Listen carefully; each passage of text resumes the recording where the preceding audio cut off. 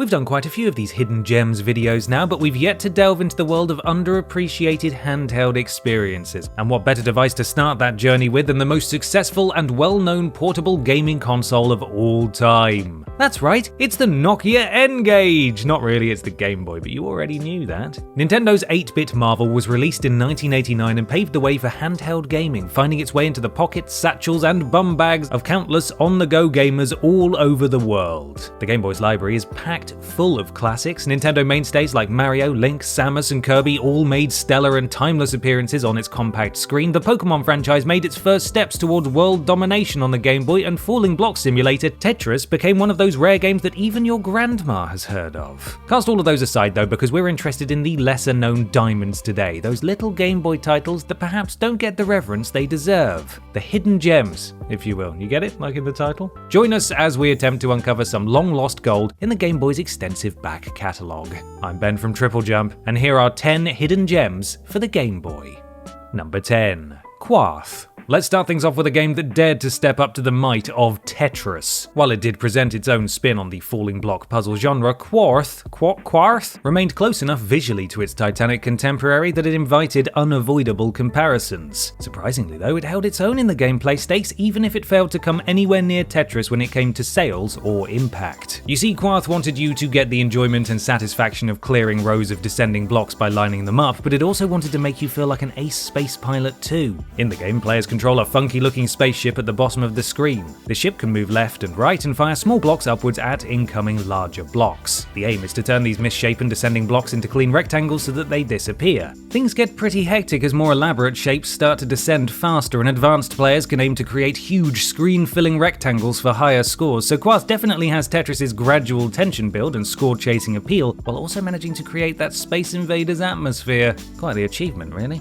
Number 9. Tracks. The first of 2 HAL Laboratory games on this list, Tracks is just about the cutest little tank game you'll probably ever see. In the game, players are tasked with controlling the adorable little wheeled weapons platform as it lays waste to enemies and scenery over a variety of backdrops, but there's a somewhat insignificant sounding gameplay quirk that actually causes this scrolling shooter to stand out from the crowd. The tank's turret is able to fire in 8 directions and must be rotated through these 8 directions using the A button. Alas, it can only rotate clockwise, meaning that careless players can be caught out by enemies coming in from an angle that they don't currently have covered. While this sounds like it could get annoying or overwhelming, it actually adds a nice positional strategic wrinkle to the gameplay, and any weaknesses are more than balanced out by the awesome selection of power-ups that become available. Now, is it just me or does the tank kind of look like Kirby? I know that HAL Laboratory worked on the Kirby game, so maybe they decided to hide the little pink fellow in their tank game as well. Maybe he's in the tank. Maybe he ate the tank. You never can tell with Kirby.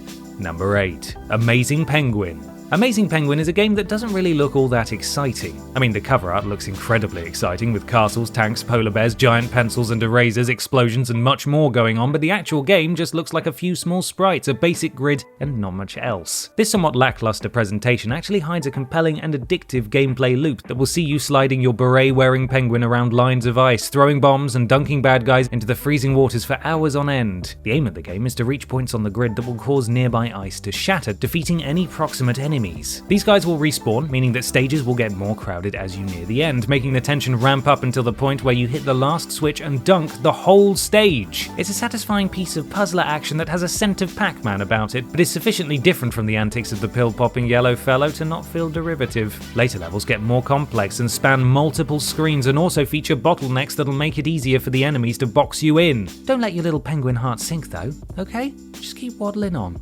Number 7. Mole Mania. It's no surprise that Mole Mania is a pretty good game when you consider who was heavily involved in its development, a certain Shigeru Miyamoto? Have you heard of him? Still, despite being produced by one of the most famous faces in game development, Mole Mania doesn't get much recognition these days. It's a shame, because this subterranean sensation is a hoot and deserves much more attention. The aim of the game is to transport a ball to the end of the screen with players controlling an enterprising mole named Muddy, who can push and pull the ball and also dig through soft soil to access underground tunnel networks that can get him around obstacles. The challenge comes from choosing the right places to dig, as dropping the ball into a hole will return it to the starting point, meaning Muddy can sabotage himself through careless hole placement. A game about a mole moving a ball around might not seem especially exciting, but clever level design makes this one worthy of your attention, and the fact that Muddy's wife and children have been kidnapped by a farmer adds some high stakes to the action too. All in all, I think it's a game that most people would really dig. You'd have to be blind not to see its charms. It's good, molesome entertainment, I'm so sorry. Number 6. Dead Heat Scramble. Dead Heat Scramble is the video game equivalent of rolling your toy cars down a drain pipe, and believe me when I say rolling toy cars down a drain pipe is a good time, okay? Released for the Game Boy in 1990, this plucky racer found itself on track with such racing titans as V-Rally and Micro Machines. Instead of trying to match these rivals in speed and performance though, Dead Heat Scramble took a different route and presented an interesting half-pipe racing premise. The aim of the game is to make it as far as possible along a track before time runs out, outrun style, and this can be achieved by dodging obstacles and spinning out other racers in order to maintain your speed. Considering the limitations of the Game Boy, the controls and visuals of Dead Heat Scramble do a great job of replicating the feel and physics of tube racing, and this all contributes to the title's unique charm. It's different enough from all of the other four-wheeled fare on the system and does a good job of making its interesting premise enjoyable that it deserves its place on the shelf of any handheld racing enthusiast. It's also great for when all your real-life toy cars have gotten stuck in that drain pipe. Number 5. Revenge of the Gator. Speaking of drain pipes, our next hidden gem is taking us down a gator-infested sewer for some good old-fashioned ball flipping. With Kirby's Pinball Land existing on the Game Boy, HAL Laboratories' alligator-obsessed pinball title had its work cut out to get noticed on Nintendo's handheld, but Revenge of the Gator managed to win the hearts of anyone who saw fit to give it a try. The main table is made up of 4 screens, all filled with gator-based features, and there are also 3 bonus areas to discover where players can use their balls to break alligator eggs or play alligator whack-a-mole. Why the alligator fixation? We don't really know. But remember, we're talking about HAL Laboratory here, the guys behind Earthbound. Back in the 80s and 90s, they just did what they wanted, and Nintendo let them. Revenge of the Gator may seem little more than a novelty game that's good for 5 minutes of fun and then fit to be forgotten, but you'd be hard-pressed to find someone who owned this reptilian gem who wasn't completely won over by its crocodilian charms. I guess there's just something about the alligator and pinball combination that somehow resonates on a deep, primal level. Or maybe it's just a heck of a lot of fun. Yeah, that might be it.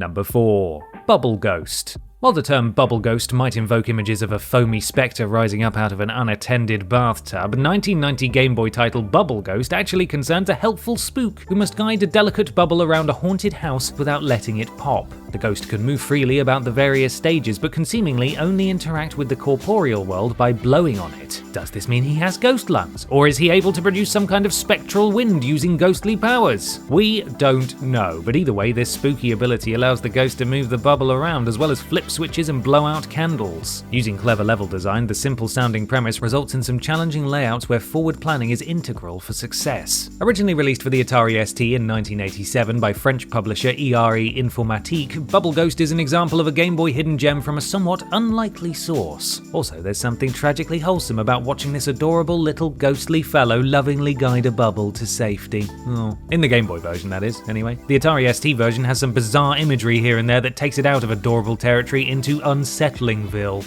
It's still a good game, though.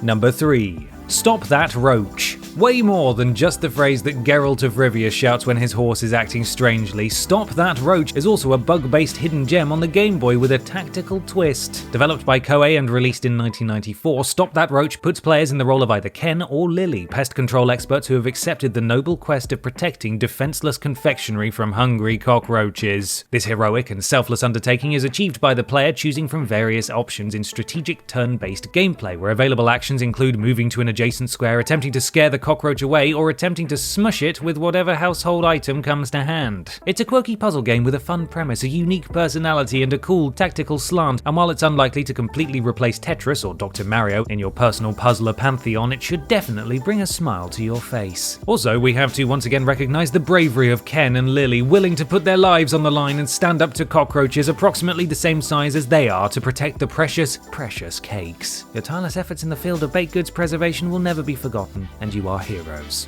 Number 2. Pyramids of Ra. A mind-bending alternative for the more serious puzzle gamer now with Pyramids of Ra. Packed with Egyptian imagery and absolutely rife with Arabian riff, Pyramids of Ra puts a North African spin on handheld problem solving. The aim of the game is to clear each stage of every tile and then return to the starting point, with the fact that tiles disappear when they get moved over complicating matters somewhat and making players feel like they're negotiating deadly traps deep inside an Egyptian tomb. The levels start out simple but evolve into complicated affairs with different tile types that will really test your thinking muscles. Moving tiles, direction reversing tiles, and jump tiles are all capable of sticking a spanner in your tile clearing plans, and eventually lurking scarabs start to make threatening appearances too. The whole clear all blocks without touching any of them twice thing is seen fairly often in games today as a minigame or side puzzle, but Pyramids of Ra packages a whole host of these mind teasers together and adds a variety of twists to the formula just for those who want to achieve tile clearing mastery. Oh, and if you find it too difficult, you can always ask your mummy for help.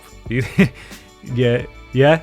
Number 1. Faceball 2000. Admittedly, this one's hidden gem appeal is more based on its status as a curio and an interesting discussion piece for your gaming shelf than its gameplay. At the end of the day, 3D first-person shooters have come on a great deal since Faceball 2000 was a thing, but the fact that a 3D first-person shooter exists on the Game Boy at all is a marvel in itself. Originally released on the Atari ST under the name MIDI Maze, this networked multiplayer FPS maze saw players exploring a system of corridors as a giant floating smiley face, blasting other levitating emojis as and when they are encountered. The extremely unlikely Game Boy port was renamed to Faceball 2000, and at last, handheld Nintendo fans could experience the nightmarish ordeal of roaming around an endless, inescapable maze pursued relentlessly by gigantic, grinning faces. The game allowed up to 4 players to play together in smiley deathmatch mayhem using a 4-player adapter, and there were even rumours of 16 players being able to get involved by daisy-chaining link cables. While this doesn't appear to have been true, it still provides an interesting mental image of 16 Game Boy players all linked together by a massive tangled wires and their shared enthusiasm for frenzied, smiley-faced destruction. Video games are so weird.